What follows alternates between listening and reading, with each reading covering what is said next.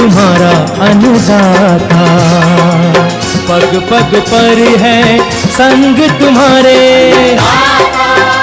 अन्नदाता। लहू किसानों का बन के पसीना सींचता है धरती का सीना। मेहनत का तेरी हक दिलवाने, नई तकनीक नई खोज बताने। पशुधन को गुणवान बनाना, पौध सुरक्षा को सिखलाना, खेती के सब गुर समझाने, भारत का सरताज बनाने। आठों पहर है संग तुम्हारे अन्नदाता, अन्नदाता। नमस्कार, मैं रीनू यादव आप सभी दर्शकों का अन्नदाता कार्यक्रम में स्वागत करती हूं। किसान मौसम की परवाह किए बिना सभी के लिए अनाज उगाते हैं, जो कि हमारी सबसे बड़ी जरूरत है। यही किसान हमारे देश की अर्थव्यवस्था का निर्माण भी करते हैं, और अगर वही गरीब होंगे तो देश की प्रगति नहीं हो सकती। ऐसे ही किसानों की प्रगति के लिए हम खेतीबाड़ी से जुड़ी बहुत सी नई लाभकारी जानकारियां हर रोज सुबह लेकर आते हैं। तो चलिए कार्यक्रम शुरू करने से पहले देखते हैं क्या है आज के अन्नदाता में। खराब जल को सुधार कर फिर से करें उपयोग।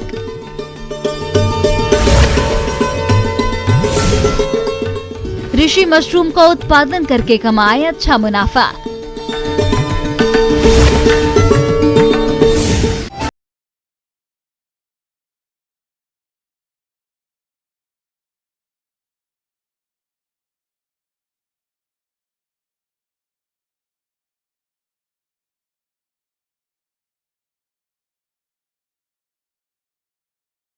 बचाए रखने के लिए जल का संरक्षण करना अति आवश्यक है।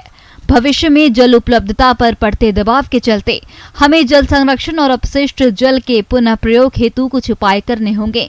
नेशनल डेयरी अनुसंधान संस्थान करनाल के वैज्ञानिकों ने प्रदूषित जल को पुनः प्रयोग में लाने की तकनीक विकसित की है, जिससे पानी की बर्बादी को काफी हद तक बचाया जा सकता है। तो इस बारे में बता रहे हैं यहाँ के डॉक्टर आशुतोष।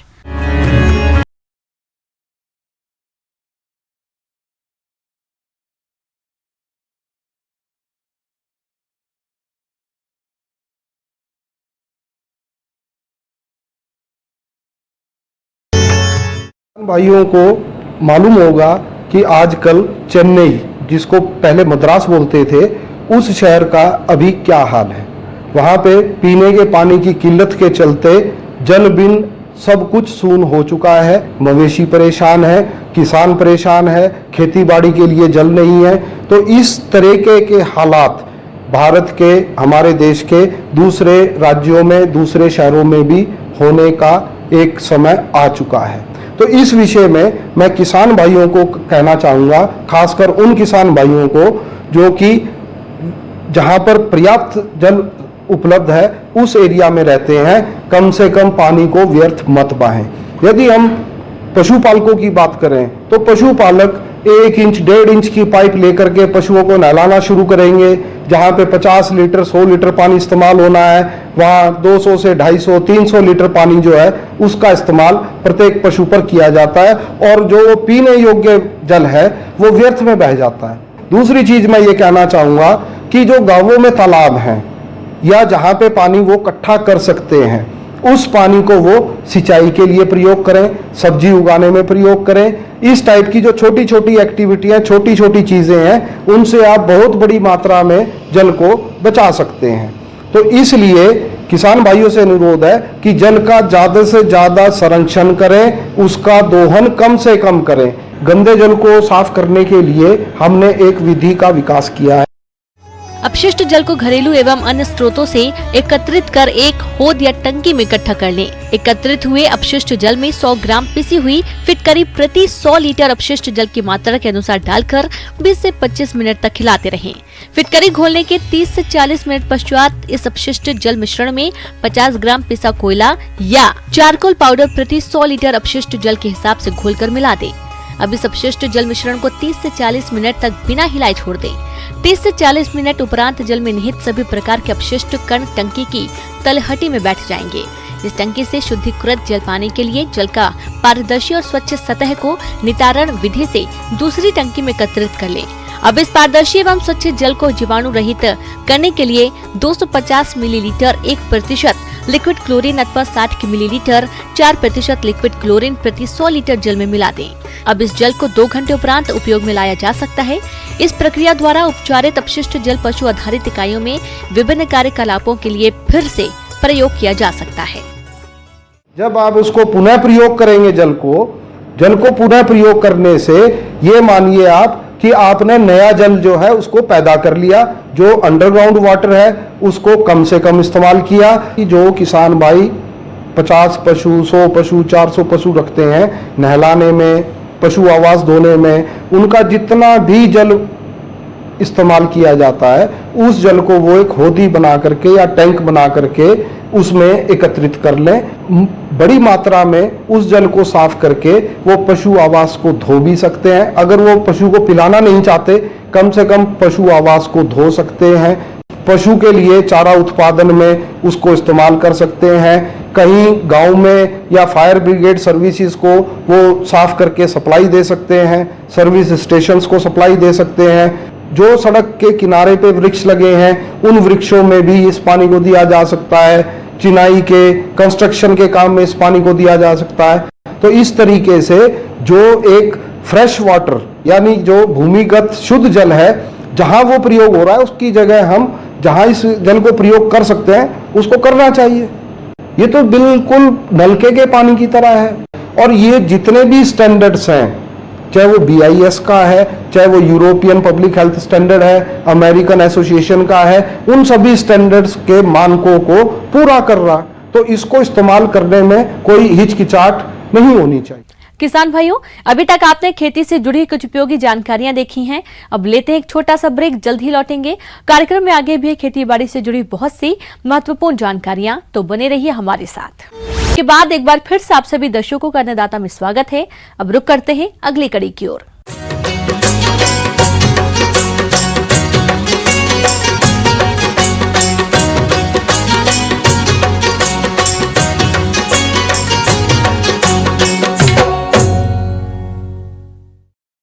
अक्सर देखा जाता है कि बैंगन की फसल में कई प्रकार के रोगों का प्रकोप होता रहता है, जिसे समय पर नियंत्रण करना बेहद जरूरी है, वरना ये रोग बैंगन की फसल को भारी नुकसान कर सकते हैं। तो बैंगन की फसल में किस प्रकार से करें रोगों की रोकथाम, देखिए हमारी ये खास रिपोर्ट।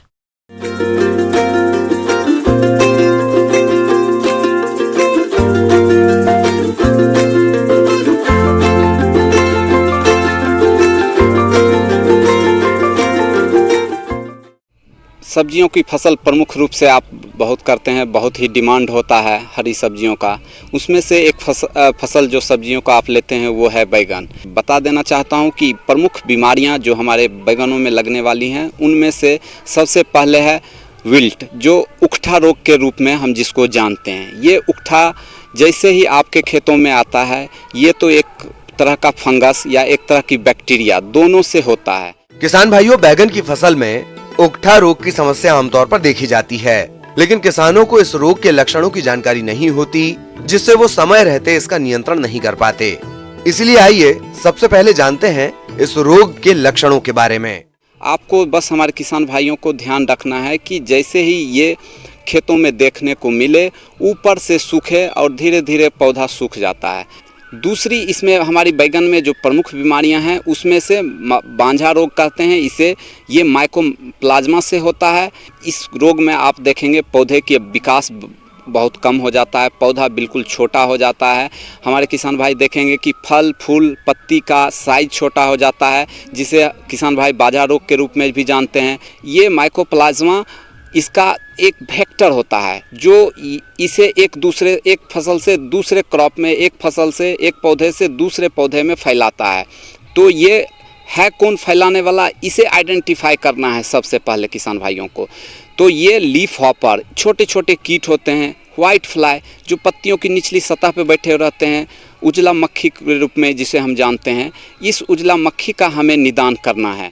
किसान भाइयों, रोग के लक्षणों को जानने के बाद अब बारी आती है इस रोग की रोकथाम की। तो इसके लिए किसान कौन कौन से उपायों को अपनाएं, आइए जानते हैं। जैसे ही एक पौधा कहीं पर ऐसा देखने को मिलता है तो जड़ सहित वहाँ से काट के मिट्टी सहित इसे निकाल के किसी दूसरे खेत में, जो खाली पड़ा हुआ खेत है, उसमें डाल दें, बिल्कुल अच्छी तरह से ढक दें। नहीं तो ये एक फसल से दूसरे मिट्टी के द्वारा जब सिंचाई हमारे किसान भाई करते हैं तो फैलते रहता है।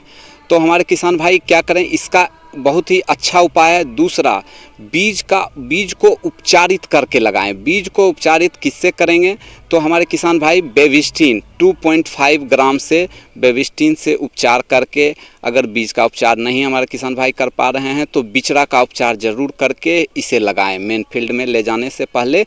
दूसरी हमारे पास जैविक विधियां हैं, उनका भी उपयोग कर सकते हैं, वो है ट्राइकोडर्मा। ट्राइकोडर्मा 8 से 10 ग्राम मात्रा जो हमारी है उसे लेके बीज को उपचारित करें या फिर बिचड़ा का उपचार करें। तीसरा उपाय इसमें कर सकते हैं, ट्राइकोडर्मा से ट्रीटमेंट करें, आप ट्रीट कर दें गोबर खाद को। गोबर खाद जो है ट्राइकोडर्मा से इनरिच कर दें। उसके बाद जहाँ जहाँ हमारे किसान भाई इसे लगाते हैं वहाँ वहाँ स्पॉट में डाल दें, चिन्हित जगह पे डाल दें, या फिर अगर उनके पास अधिक मात्रा में उपलब्ध है तो पूरी खेत में फैला दें। इससे बीमारी आने का चांसेस बहुत कम हो जाता है। दूसरी, इसमें हमारी बैगन में जो बांझा रोग का इसका एक वेक्टर होता है जो इसे एक फसल से दूसरे क्रॉप में, एक फसल से एक पौधे से दूसरे पौधे में फैलाता है। इस उजला मक्खी का हमें निदान करना है। इसे आप येलो स्टिकी ट्रैप लगा के फंसा सकते हैं, ब्लू स्टिकी ट्रैप का इस्तेमाल करके छोटे छोटे कीटों को फंसा सकते हैं।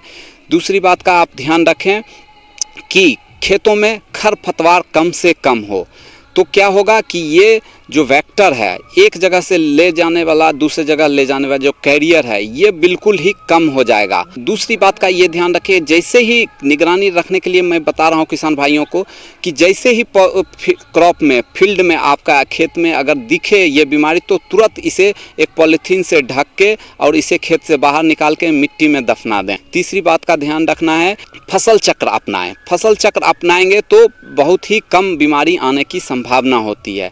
तीसरा बात का ध्यान रखेंगे, कोई भी लाइट इंसेक्टिसाइड का, इमिडाक्लोप्रिड का 1 ml प्रति लीटर के दर से जब खेत में ये देखने को मिले तो स्प्रे कर दें, ताकि जो हमारा छोटे छोटे ये कीट जो हैं, जो सफ़ेद मक्खी हैं, ग्रास होफर हैं, ये कंट्रोल हो जाएं।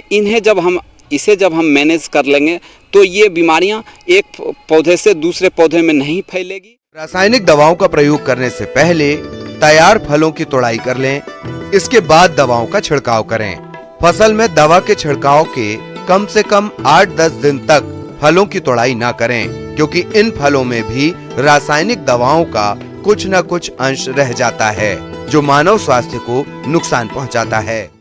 उसके बाद आपको खेत की निगरानी करते रहना है।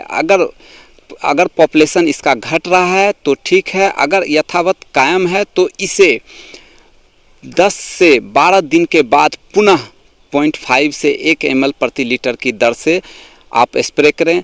2 स्प्रे के बाद इसकी ज़रूरत नहीं पड़ेगी। जहां तक हम समझ रहे हैं आपको बिल्कुल ही स्वस्थ फसल मिलेंगे। आगे और भी खेती बाड़ी से जुड़ी बहुत सी रोचक जानकारियां यहाँ पर रुकेंगे। एक और छोटे से ब्रेक के लिए जल्द हाजिर होते हैं। के बाद एक बार फिर से आप सभी दर्शकों का अन्नदाता कार्यक्रम में स्वागत है। बढ़ते हैं अगली प्रस्तुति की ओर।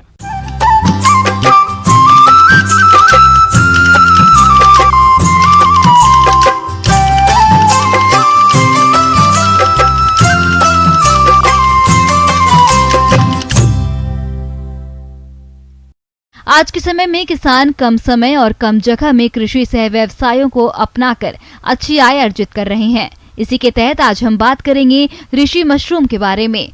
तो किसान इस मशरूम का उत्पादन कैसे करें, आइए जानते हैं खुम्ब अनुसंधान निदेशालय सोलन के प्रधान वैज्ञानिक डॉक्टर सतीश कुमार से।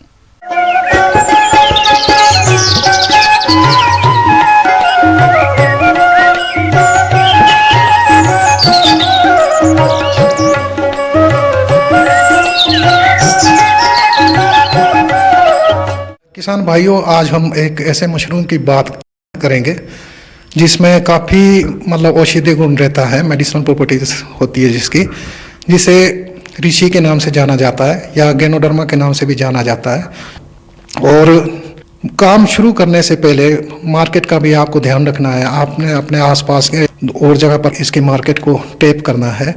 जैसे आपको मार्केट मिल जाएगा तब जाके आप इस काम को शुरू कर सकते हैं। ऋषि मशरूम, जिसे गैनोडर्मा के नाम से भी जाना जाता है, इस मशरूम का हमारे जो किसान भाई उत्पादन करना चाहते हैं वो किस तरह से करें इसकी खेती, आइए जानते हैं। खेती करने के लिए इसकी टेम्परेचर रिक्वायरमेंट है वो 30 से 35 डिग्री सेंटीग्रेड है, क्योंकि ये कुछ पेड़ों का पैरासाइट भी है, कुछ पेड़ों को मार देता है। तो क्रॉप को जब फसल ले लेते हैं उसके बाद डिस्पोज करने से पहले बैगों को कमरे के अंदर ही ट्रीट करें, फॉर्मलिन से ट्रीट करें, या ऐसी जगह पर इन जो बचे अवशेष है उसको जला दें ताकि ये बाहर ना फैल सकें और पेड़ों को नहीं मार सके। इसकी खेती आमतौर पर लकड़ी के बुरादे पे की जाती है, खासकर वो उन पेड़ों का बुरादा जिनके पत्ते चौड़े होते हैं। और जैसे कि इसका जो पोषाधार या सबस्ट्रेट कहते हैं उसको तैयार करने के लिए हम, जैसे मान लीजिए 1 क्विंटल आपने बुरादा लिया लकड़ी का, उसमें 20% चोकर, 1% कैल्शियम कार्बोनेट और 0.5% जिप्सम मिला देते हैं। पहले तो सबस्ट्रेट को जो बुरादा है उसको अच्छी तरीके से भिगो देते हैं। भिगोने के बाद जो बाकी मटेरियल है उसको अच्छी तरह से मिलाकर 1.5 से 2 kg सबस्ट्रेट जो पोषाधार है पीपी बैग में भरते हैं। अगर आप इससे ज़्यादा मात्रा में सबस्ट्रेट भरते हैं तो इसमें ऑटोक्लेव की दिक्कत आएगी, इसमें स्टरलाइजेशन प्रॉपर नहीं हो पाता। और उसके बाद जब ऑटोक्लेव करेंगे, जब बैग ठंडे हो जाएंगे तो उसमें इसकी बिजाई की जाती है 3% के हिसाब से, क्योंकि इसमें टॉप लेयर से पानी की संभव हो पाता है।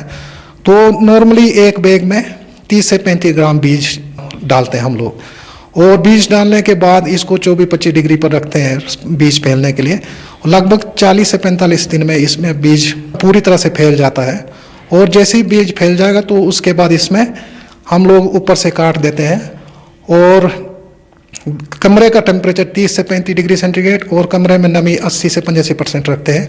और 10 से 12 घंटे के लिए लगभग 1000 लक्स लाइट इसको देना पड़ता है। तो ये कंडीशन देने के 5-7 दिन के बाद इसमें छोटे छोटे पिन हेड्स बनने शुरू हो गए, जो आगे 5 से 7 दिन में आपके जो पूरी तरह मैच्योर हो जाएंगे फ्रूट बॉडीज। इस तरीके से आप लगभग 6 महीने तक 4 फ्लश ले सकते हैं, और 45 से 50% इसकी बायोलॉजिकल एफिशिएंसी है।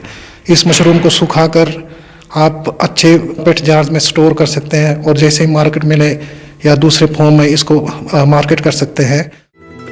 किसान भाइयों, ये मशरूम औषधि गुणों के कारण स्वास्थ्य के लिए बेहद फायदेमंद होता है।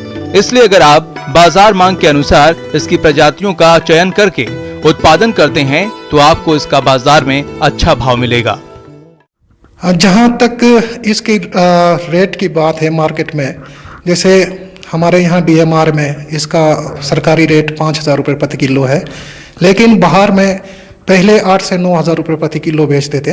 लेकिन अब वो लोग एक ही फ्रूट बॉडी, एक ही मशरूम लगभग 4 से 5 इंच डाया का 150 से 200 रुपये में बेचते हैं। और इसके भी कई किस्में हैं, लगभग 250 प्रजातियाँ हैं इसकी। लेकिन जो रेड कलर का या डार्क ब्राउन कलर का आएगा उसकी मांग मार्केट में ज़्यादा है। तो ये आपको देखना है कि आपने कौन सी प्रजाति का चयन करना है ताकि उसका मार्केट में आसानी से खपत हो सके।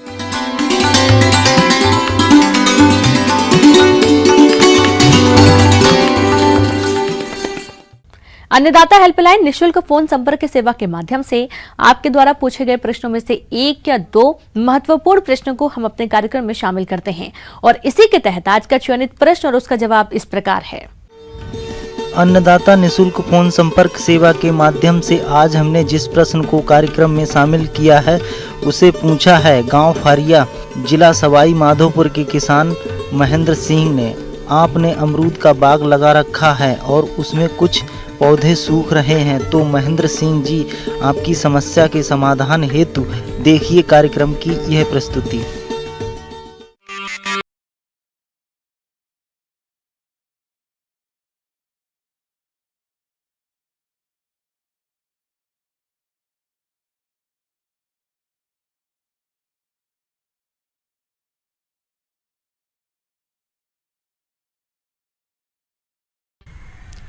नमस्कार किसान भाइयों, जैसा कि हम सब जानते हैं कि अमरूद एक बहुत ही महत्वपूर्ण फल है, और इसमें जो खास समस्या आती है जिसे हम उकठा रोग कहते हैं। यह मिट्टी से होने वाला रोग है। उकठा रोग फ्यूजेरियम फंगस से फैलता है। यह भोजन के साथ पेड़ की जड़ों के अंदर प्रवेश कर जाता है और भोजन नलियों को जाम कर देता है, जिससे पेड़ के ऊपरी भाग तक भोजन नहीं पहुंच पाता और पेड़ सूख जाता है। अमरूद के उत्पादन में यह सबसे बड़ी समस्या है। इसमें शाखाएं ऊपर से सूखनी शुरू हो जाती है और पूरी सूख जाती है। बाद में पूरा पौधा सूख जाता है। यह रोग वर्षा ऋतु में सबसे अधिक देखा जाता है। उकठा रोग उन क्षेत्रों में भी अधिक होता है जहां जल भराव की समस्या लंबे समय तक बनी रहती है। इसमें जो होता है कि शुरुआती जो इसके लक्षण है, पत्तियां पीली पड़ने लगती हैं, किनारों से मुड़ने लगती हैं और उसके बाद ये धीरे धीरे झड़ जाती हैं। ज़्यादातर इसका प्रकोप हम लोग देखते हैं जो स्थापित फल बाग हैं, जो पेड़ पुराने हो चुके हैं, उनमें अगर किसी एक पौधे में इसका प्रकोप शुरू होता है तो यह धीरे धीरे पूरे ऑर्चार्ड को नष्ट कर देता है। तो ये इतना खतरनाक है बीमारी ये कि आपके पूरे फल बाग को ये उजाड़ देता है। तो इसलिए किसान भाइयों को ज़रूरी है कि जब ये किसी एक दो पेड़ में इसको देखें तभी इसके लिए प्रयास करना शुरू करें कि ये उनके पूरे फल बाग को नष्ट ना करे। पौधों में रोग लगने पर इसका कोई निदान नहीं है, लेकिन ट्राइकोडर्मा विरिडी को गोबर की खाद के साथ मिलाकर खेतों और पेड़ों की जड़ों में प्रयोग करने से इसका प्रकोप कम किया जा सकता है। आमतौर पर ट्राइकोडर्मा विरिडी की 5 किलोग्राम मात्रा को 40 से 50 किलोग्राम गोबर की खाद या वर्मी कंपोस्ट के साथ मिलाकर उसमें हल्का पानी सींचकर प्लास्टिक की बोरी से 10 से 15 घंटे तक ढक देते हैं और उसके बाद थैलों और पौधों की जड़ों के पास इस मिश्रण को डाल। और जो स्थापित फल बाग हैं जो अमरूद के उकठा रोग के कारण नष्ट हो रहे हैं, उनका उपचार करने के लिए आप मिट्टी के चारों ओर रिंग बनाकर उसमें चूना डाल सकते हैं और जो नीला थोथा वो भी आप मिट्टी में मिलाकर मिट्टी का उपचार कर सकते हैं। इस रोग से बचाव के लिए अमरूद की उकठा रोग रोधी किस्मों का चयन करें। यह रोग मिट्टी जनित है, इसलिए पौधा रोपाई के पूर्व मिट्टी को फॉर्मेलिन दवा से निर्जीवीकृत करना चाहिए।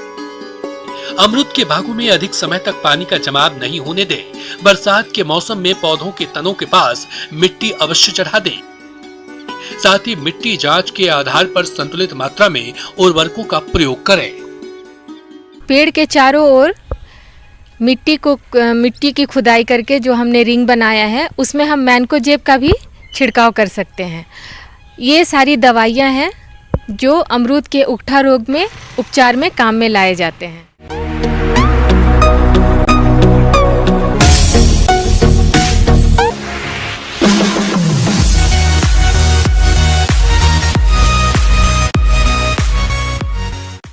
आइए अब एक नजर डालते हैं राज्य की कुछ चुने हुए मंडियों के प्रमुख फसलों के बाजार भाव पर।